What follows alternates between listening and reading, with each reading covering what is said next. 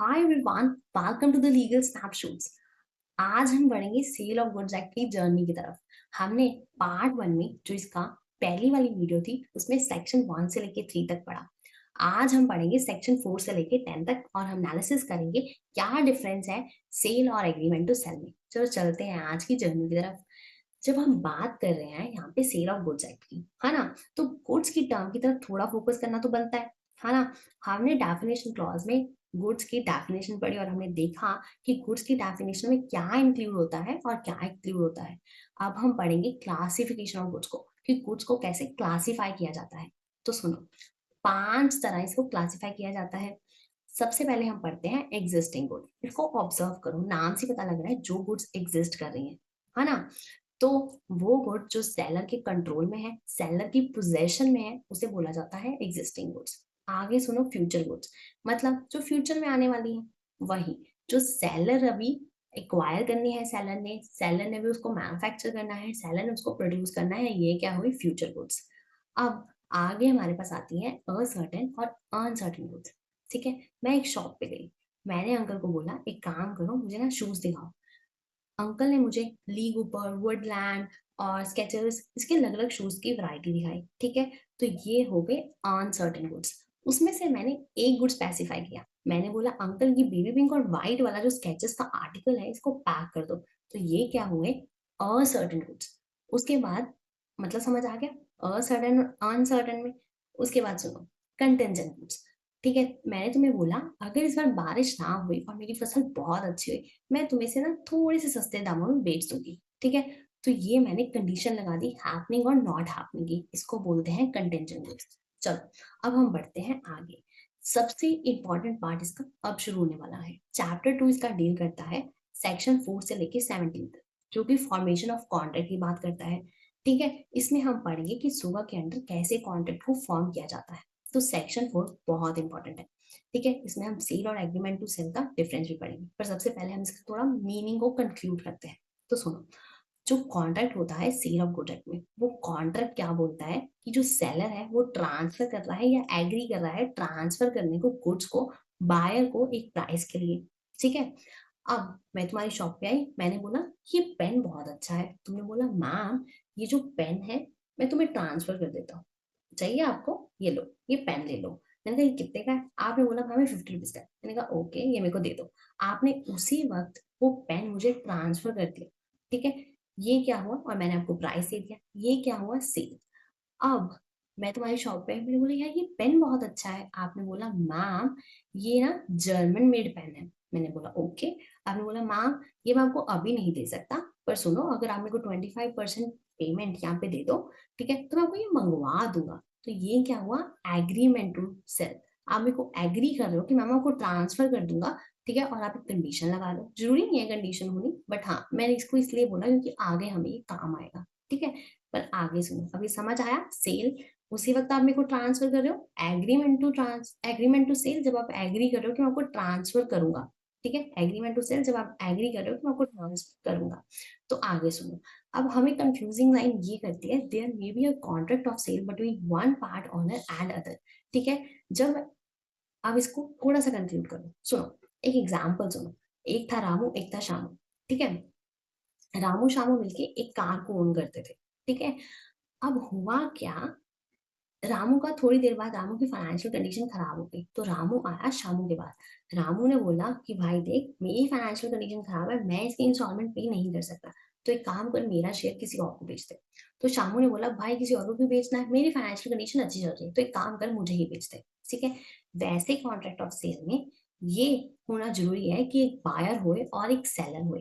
पर इसमें ना बायर है ना सेलर है, दोनों पार्ट ओनर ही एक बायर और सेलर की कैपेसिटी में डील अप कर रहे हैं, तो ऐसा हो सकता है। ठीक है, तो आगे सुनो, कॉन्ट्रैक्ट ऑफ सेल जो है वो एब्सोल्यूट होता है, कंडीशनल होता है। ठीक है, अब जब तुमने मेरे को उसी वक्त पेन ट्रांसफर कर दिया 50 रुपीज में, वो क्या हुई सेल एब्सोल्यूट हो गई, है ना। तो एब्सोल्यूट जब होता है तब सेल होती है। अब जब तुमने मेरे को बोला कि मैम 25% पेमेंट जो है वो आप एडवांस दे दो, ये क्या होगी कंडीशनल, तो ये एग्रीमेंट टू सेल हो गया। ठीक है, उसके बाद सुनो, जब आप उसी वक्त ट्रांसफर कर रहे हो, इमीडिएट ट्रांसफर हो रहा है, तो वो सेल होती है। ठीक है, आपने पेन उसी वक्त ट्रांसफर कर दिया तो वो सेल हुई। पर जब आप कोई फ्यूचर टाइम और कोई कंडीशन लगा रहे हो, ठीक है, कि ये बाद में टेक प्लेस होगा, ठीक है, ये कॉन्ट्रैक्ट बाद में परफॉर्म किया जाएगा, तो वो क्या हो गया, एग्रीमेंट टू सेल हो गया। ठीक है, एग्रीमेंट टू सेल सेल तब सेल बनती है जब कोई टाइम लैप्स हो जाता है या कंडीशन फुलफिल हो जाती है। ये सब हमारे सेक्शन 4 में लिखा है। अब आगे सुनो, इसको ऑब्जर्व करो, जो मैंने इसको एक ही पूरे के पूरे डायग्राम में कंक्लूड अप कर दिया है। ठीक है, इसका क्लॉज 1 डील करता है मीनिंग से। ठीक है, फिर उसके बाद एब्सोल्यूट और कंडीशनल होती है, इमीडिएट ट्रांसफर होता है तो सेल होती है, फ्यूचर ट्रांसफर होता है तो एग्रीमेंट टू सेल होता है, उसके बाद कब एग्रीमेंट टू सेल हमारा सेल बनता है। तो ये सब मोटा मोटा इस सेक्शन 4 में डील अप कर रहा है। अब चलो हम आगे चलते हैं अपनी जर्नी की तरफ। अब हम बात करते हैं असेंशियल्स की। जब भी हम कॉन्ट्रैक्ट करते हैं, कुछ असेंशियल्स का होना बहुत जरूरी है ना। जैसे कि जब हम बात करते हैं सोगा के कॉन्ट्रैक्ट की, तो उसमें 2 पार्टीज होना जरूरी है ना, एक बायर और एक सेलर। ठीक है, तो इसमें जो पार्ट ओनर्स वाली प्रोवाइजो है वो मैंने आपसे पहले ही डिस्कस कर ली है। ठीक है, तो अब आगे सुनो एसेंशियल्स और क्या है। ट्रांसफर होना चाहिए, एग्रीमेंट टू ट्रांसफर होना चाहिए ओनरशिप का। सब्जेक्ट मैटर क्या है, इसमें गुड्स है, इमूवेबल प्रॉपर्टी से ये डील नहीं करता, इमूवेबल प्रॉपर्टी कहाँ डील होती है, टीपीए में। तो आगे सुनो, आगे एसेंशियल्स क्या है, कंसिडरेशन इसमें प्राइस होती है, मोड क्या है इसमें कॉन्ट्रैक्ट करने का, यानी तुम रिटर्न कर सकते हो, यानी तो वर्ड्स बाय स्पोकन कर सकते हो। उसके बाद अदर कंडीशंस इसमें कॉन्ट्रैक्ट एक्ट की अप्लाई होती है। ये हम पहले ही बात जब हमने अपना वीडियो 1 की थी, लेक्चर 1 में ये डिस्कस कर चुके हैं कि जहाँ पे भी सुगर साइलेंट होता है वहां पे हम कॉन्ट्रैक्ट की प्रोविजंस को अप्लाई करते हैं। तो आगे अब इसका चलो, अब हम बढ़ते हैं सेल और एग्रीमेंट टू सेल के बीच के डिफरेंस को। मेरी बात सुनो, अब मैं तुम्हारे पास आई, मैं तुम्हें बोला मुझे पेन दे दो, तुमने मुझे पेन दिया, मैंने तुम्हें 50 रुपीज दिए। तो अब इसमें क्या हुआ, इमीडिएटली ट्रांसफर हुआ। ठीक है, आगे बात करते हैं ओनरशिप के बारे में। अब जब मेरे को इमीडिएटली ट्रांसफर हुआ तो मतलब ओनरशिप के पास आ गई, बायर के पास, मेरे पास, मैंने पेन लिया ना तो मेरे पास आ गई। अब ओनरशिप के साथ साथ रिस्क भी सारा मेरा हो गया, मतलब वो पेन टूटे फूटे कुछ भी हो, रिस्क सारा का सारा मेरा होगा, मेरे पैसे बर्बाद होंगे। ठीक है, उसके बाद की नेचर कैसे है, एब्सोल्यूट एग्जीक्यूटेड तरह का ये टाइप है। एग्जीक्यूटेड मतलब ये जो कॉन्ट्रैक्ट है ये परफॉर्म हो चुका है। चलो, अब हम चलते हैं आगे। आगे जब हम चलते हैं तो हम बात करते हैं टाइप ऑफ गुड्स की। इसमें एग्जिस्टिंग एंड स्पेसिफाइड गुड्स को यूज किया जाता है, सेल में ये वाले गुड्स होते हैं। ठीक है, आप कैसे सुनो, मतलब अब जो सेल होएगी वो उन्हीं गुड्स की होगी ना जो इस टाइम एग्जिस्ट कर रहे हैं, जो सेलर के पोजेशन में है या कंट्रोल में है। तो इसमें एग्जिस्टिंग एंड स्पेसिफाइड गुड्स के साथ डील अप होता है। उसकी वजह हम बात करते हैं राइट टू सेल।